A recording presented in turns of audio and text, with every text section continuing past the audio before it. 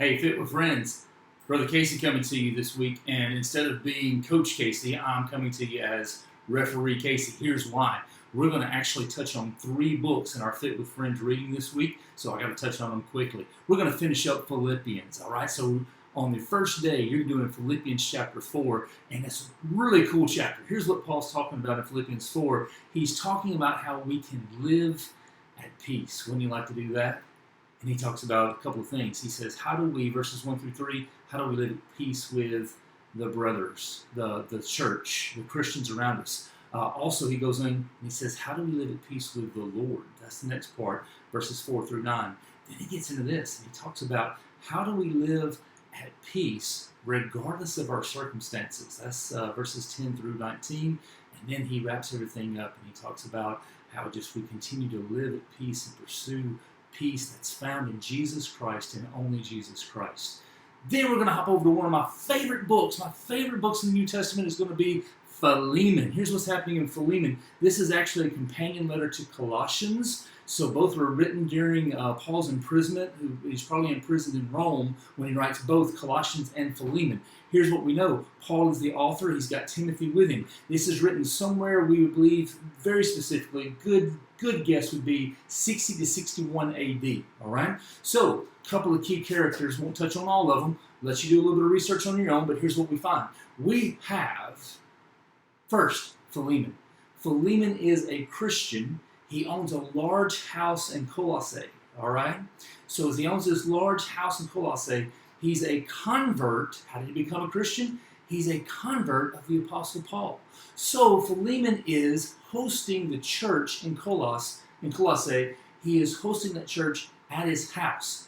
Now, in the first century, we also understand Philemon was a slave owner. So he has this slave. That dude's name is Onesimus. Onesimus, all right? Interesting meaning there. You'll have to research that. Onesimus, what we find is this. Onesimus steals some things from Philemon, and then he runs away. Those are offenses that are punishable by death. Onesimus runs away and encounters, wait for it, Paul. Paul shares Jesus with Onesimus. Onesimus gives his heart to Christ, and then guess what the Apostle Paul says that a Christian is supposed to do? He's supposed to reconcile and seek reconciliation through forgiveness with Christ and other Christians. So Paul sends Onesimus where? Back to Philemon. Wow. Wow.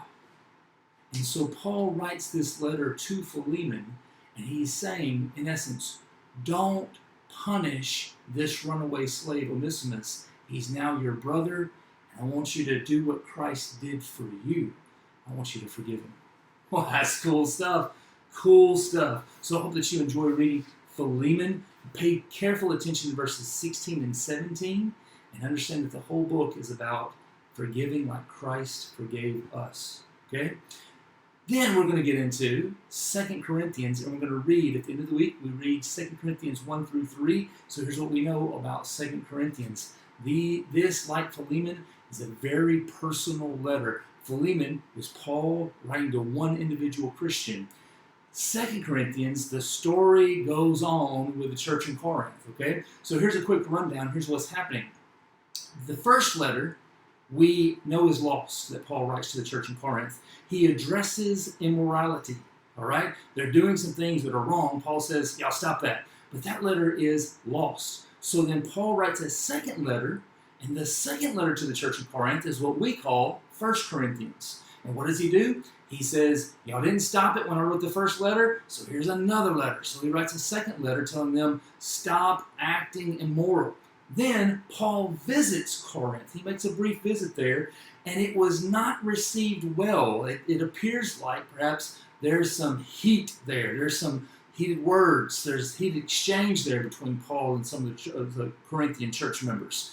So Paul then later writes a third letter, and that third letter is lost. We're not exactly sure what happened with that letter.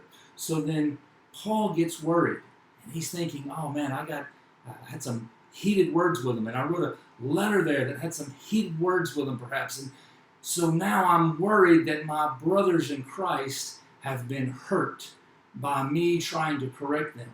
So Paul has Titus that he goes and he investigates and he's waiting to hear back. So Titus and Paul then meet up along the road basically, and Titus says this. He says, here's good news, Paul. The church in Corinth heard your instruction. They heard your rebuke, and they have repented of their sin, and they've taken public steps to correct their public immorality because they've taken private steps to correct it as well. Their hearts have been changed by the gospel. So, around AD 56, we would guess, there's a fourth correspondence there that Paul writes, and the fourth letter is actually what we call 2 Corinthians. So Paul, in 2 Corinthians, is expressing his joy to the church. I'm glad that you received my rebuke.